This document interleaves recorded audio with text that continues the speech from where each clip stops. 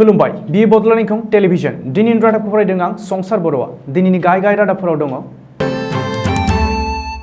BJP सोरखाराव गिबि मन्थ्रि थाखानानैबो गुबुन गिबि मन्थ्रिनि बाथ्राया बीजेपीनि नीति आदर्शआव गैया बुंदों बिश्वजित दैमारी लिलि हटेलाव यूपीपीएलनि मेल जुथुमदों प्रमोद बर'आ सासे डायनामिक लिडारखौ आसामनि गिबि मन्थ्रि महरै लुबैदों रिपुन बरानि बिबान एंगारनायखौ एपीसीसीआ नेवसिगारदों मेट्रिक आनजादखौ फावसयबाय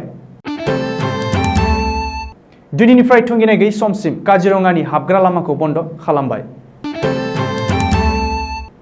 बांलादेशआव नाव जाब्रबथायाव सा 27 जिउ खहा साबा रैखा हाबानि 27 बोसोरनि उनाव बिल गेट्स आरो मेलिन्डा गेट्सआ डाइभर्स जासिगोन कर्नाटकनि चामराजनगर जिल्ला देहा फाहामसालियाव अक्सिजेननि आंखालाव सा 24 करोना बेरामिनि जिउ खहा कोविड पजिटिव मोननायनि उनाव कलकाता नाइट राइडार्स आरो रयेल चैलेंजर्स बेंगलुरुनि मैचखौ पस्टपन खालामदों आमिर खाननि लाल सिंह चाड्डानि आद्रा शुटिंनि थाखाय लादाखआव सहैबाय दानिया आबुं रादाब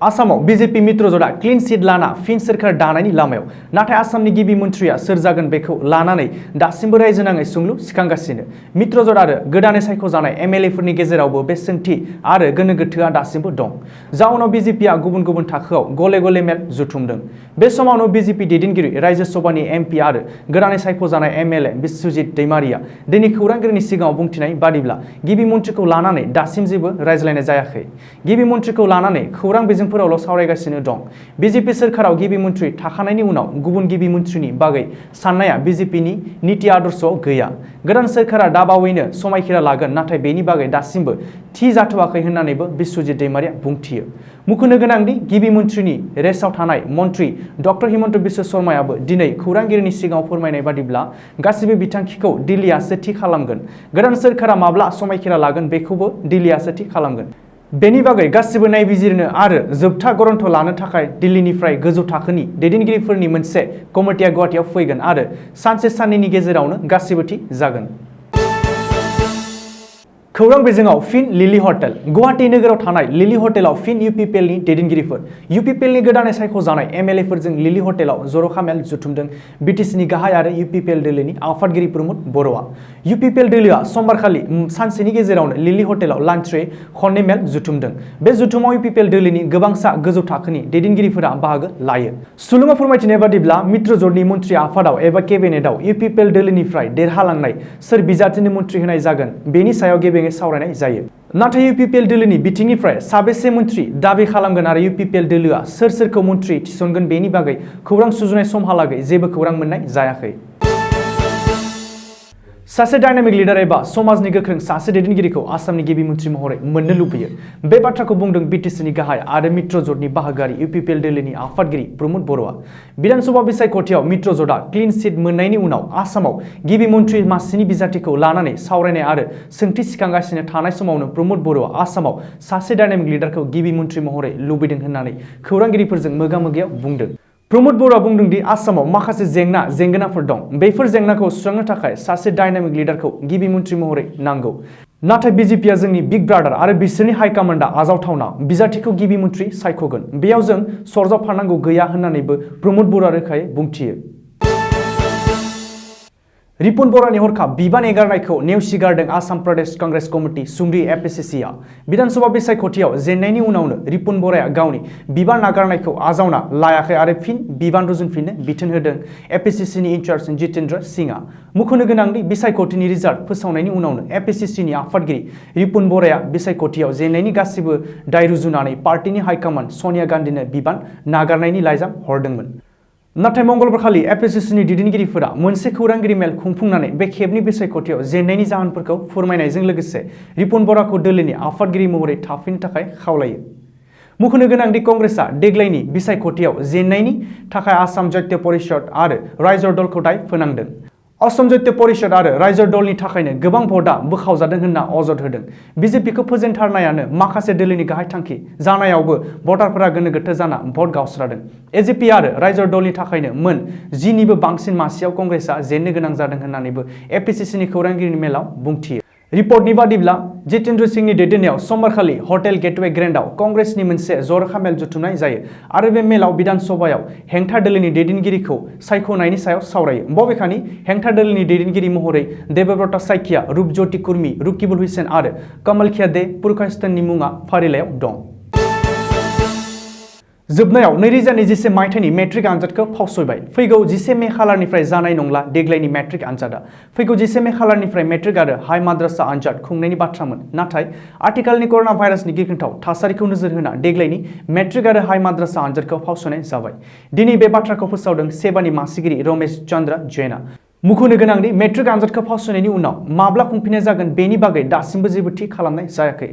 नाथाय आनजाद खुंनायनि थाखाय उननि समाव सेबाया खालार थि खालामफिननाय जागोन होननानैबो रमेश जैनआ सुलुङाव फोरमायदों। ओरैहाय सेबाया देग्लायनि मेट्रिक आनजादखौ फावसयनायनि उनाव एचएस जोबथा आनजादखौबो फावसयनो हागौ होननानै गोबाङानो बुंदों।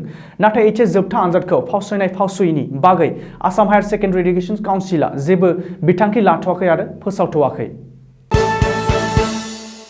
आथिखालनि कर'ना भाइरासनि गाग्लोबनायाव गिख्रंथाव थासारिखौ नायनानै दिनैनिफ्राय थुंगेनाय गैयै समनि थाखाय काजिरङा हायुङारि पार्कनि गाहाय हाबग्रा लामाखौ बन्द खालामबाय। मिरु आबहावा आरो हाग्रा मन्त्रालय बिथोन होनाय बादियै काजिरङा हायुङारि पार्कआव हाबग्रा गाहाय लामाखौ बन्द खालामनाय जाबाय। ओरैहाय आथिखालनि कर'ना भाइरासनि थासारिखौ नायनानै आसामनि गुबुन गुबुन नेशनेल पार्क आरो हाग्रा ओनसोलाव हाबनायखौबो बन्द खालामनो थांखि लादों होननानै मिथिनो हादों। बांलादेशनि पद्मा दैमानि गंसे नावा स्पीड बोटजों सौग्रावनानै सा 27 सुबुंनि जिउ खहा जादों आरो सा 5 सुबुङाल' रैखा। पुलिसनि फोरमायनाय बादिब्ला बे जाथाया पद्मा दैमानि कान्थालबारि टार्मिल होननाय जायगायाव जादों। बे जायगाया मदरपुरनिफ्राय 8 किल'मिटार गोजानाव दं। दायो थैनाय गासैखौबो बोखांनो हाबाय। थैनाया गासै सा 27 नि गेजेराव सा 26आ हौवा आरो सा 1 हिन्जाव आरो रिलिफ वार्कारफोरनि हेफाजाबाव सा 5 सुबुंखौ रैखा खालामनो हायो। बबेखानि पुलिसआ बे जाथायनि दायनिगिरिखौ स्पीड बोटनि सालायगिरिखौ होनना बुंदों। मुलुगनि बयनिख्रुइ गिदिर सफ्टवेयर कम्पानि माइक्रसफ्टनि को-फाउन्डार बिल गेट्स आरो गावनि बिसि मेलिन्डा गेट्सआ सानैबो डाइभर्स खालामनो थांखि लादों। हाबानि 27 बोसोर सोमोन्दो थानायनि उनाव दायो बिथांमोना फैबाय थानाय समाव जयै संसार जानो हाला होनना टुइटारनि जोहै फोरमायदों। बबेखानि बिथांमोना डाइभर्स लानायनि उनावबो बिल एन्ड मेलिन्डा गेट्स फाउन्डेशननि थाखाय जयै खामानि मावलांबाय थागोन होनना फोरमायदों। दायो कर्नाटकआव कर'नानि थाखाय थासारिया जोबोद गाज्रि। मैया थामहिनबा 3 मेयाव चामराजनगर जिल्ला देहा फाहामसालियाव अक्सिजेननि आंखालाव सा 24 कर'ना बेरामिया जिउ नागारनांगौ जायो। बेनि थाखाय जिल्ला इनचार्ज सुरेश कुमारआ बेनि सायाव नायबिजिरनो खावलायदों आरो बुंदों जायफोर देहा फाहामसालियाव अक्सिजेननि साप्लाइखौ खम खालामदों बिसोरनि सायाव गोख्रोङै नायबिजिरनाय जागोन। बबेखानि कर्नाटकनि सीएम येदियुराप्पाया बिथाङा बेनि थाखाय दिनैनि दिनाव इमारजेन्सि केबिनेट खुंनाय जागोन। कर'ना महामारिनि नैथि दोहौनि थाखाय कर्नाटकआव रबिबारसिम कर'नाजों गाग्लोबजानायनि अनजिमाया गासै 16 लाख बारबाय। सानसेयावनो बेवहाय सा 37,733 गोदान कर'ना बेरामि मोनदों। कर्नाटकनि थासारिया दायो जोबोर गाज्रि जानानै दं। मैया थामहिनबा 3 मे समबारनि आहमेदाबादाव जानो गोनां कलकाता नाइट राइडार्स आरो रयेल चेलेन्जार्स बेंगलुरुनि मैचखौ पस्टपन खालामबाय। सुलुङाव फोरमायनाय बादिब्ला बीसीसीआईआ पीटीआईनि गेजेरजों फोरमायदों दि सानै कलकाता नाइट राइडार्स हानजानि गेलेगिरिफोर फारियै वरुण चक्रवर्ती आरो सन्दीप वारियरमोननि देहायाव कोविड पजिटिव मोननायनि जाहोनाव मैयानि मैचखौ पस्टपन खालामदों। मुंख'नो गोनांदि मैयानि बे जानो गोनां मैचखौ 30 मेनि गेजेरावनो रिशिडिउल खालामगोन होनना फोरमायदों, नाथाय दासिम बीसीसीआईनिफ्राय जेबो रोखा अक्ट' रिशिडिउल खालामनायनि रादाब ओंखारथ'वाखै आरो बेखौ रोखा फोरमायदों दि लेग स्पिनार चक्रवर्ती आरो पेचार वारियरमोनहानो केकेआर हानजानिफ्राय जायखौ नैथि खेब आरटी-पीसीआर टेस्ट खालामनायनि उनाव पजिटिव मोननो हादों। आमिर खाननि लालचिं चाड्डा सावथुन 2020 मायथाइनि क्रिसमासावनो ओंखारनो गोनांमोन, नाथाय कर'ना आरो लकडाउननि थाखाय फिल्मनि शुटिंआनो दासिमबो जोबनानै थाङाखै। प्रेस रिपर्टनि बादिब्ला लालचिं चाड्डा सावथुनाव कारगिल दावहानि सिन दिन्थिनाय जागोन, जायनि थाखाय आमिर खानआ गुबुन गुबुन हादोराव दावबायनानै लकेशनबो नायखांबाय। नाथाय कर'ना आरो लकडाउननि थाखाय शुटिंखौ भारत हादरावनो बानायनो थांखि लादों। बेनि थाखाय लाद्दाखखौ सायख'नाय जाबाय आरो दायो शुटिंखौ जागायबाय। सुलुङाव फोरमायनाय बादिब्ला बे सावथुनाव करिना कापुर खानखौबो नुनो मोनगोन। आमिर खाननि फोरमायनाय बादिब्ला लालचिं चाड्डा सावथुना इं 1994 आव ओंखारनाय आमेरिकानि फावथिना फरेस्ट गाम्पनि रिमेक।